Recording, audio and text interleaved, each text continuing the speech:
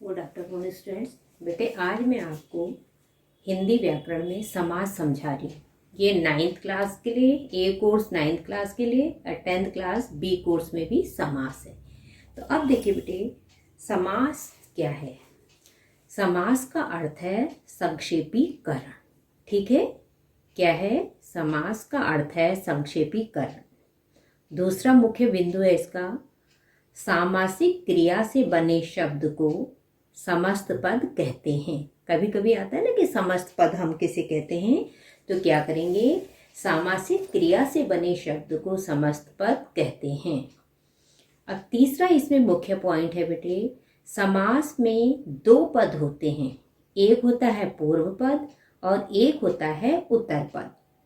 जैसे बिहारी कृत, तो समस्त पद में बिहारी पूर्व पद है और कृत उत्तर पद है, तो बिहारी के द्वारा रचित। अब देखो इस फिर मेन पॉइंट है इसमें, समास किसे कहते हैं, तो हम क्या कहेंगे, आपस में संबंध रखने वाले दो या दो से अधिक पदों के मेल को समास कहते हैं। जैसे राजपुत्र, राजा का पुत्र। अब देखो बेटे, समास जैसे समस्त पद होता है उसमें विभक्ति चिन्हों का लोप होता है, और जब हम उसे विग्रह करते हैं तो विभक्ति चिन्ह दिखाई पड़ते हैं। अब जैसे है राजपुत्र, राजा का पुत्र। अब है अगला पॉइंट है इसमें, समास के कितने भेद होते हैं। बेटे हिंदी में समास की 6 भेद माने गए हैं, जबकि संस्कृत में 4 हैं, और द्विगु और कर्मधारय को इसका द्वंद्व समास का ही भेद माना गया है, परंतु हिंदी में समास के 6 भेद माने गए हैं। कौन कौन से? तत्पुरुष समास, द्विगु समास, द्वंद्व समास, कर्मधारय समास, बहुवीर्य समास और अव्ययी भाव समास। अब सबसे पहले हमने तत्पुरुष समास। तत्पुरुष समास के भी क्या हैं? भेद हैं बेटे। तत्पुरुष समास के भी भेद हैं।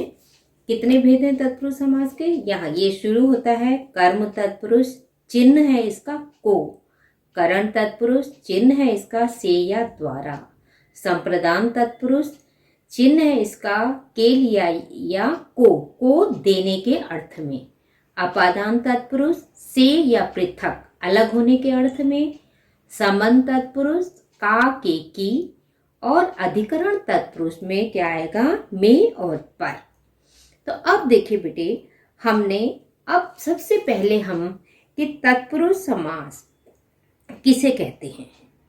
जिस समास में विभक्ति चिन्हों का लोप हो तथा उत्तर पद प्रधान एवं पूर्व पद गौण हो, उसे तत्पुरुष समास कहते हैं। विभक्ति चिन्हों के आधार पर इसके 6 भेद हैं।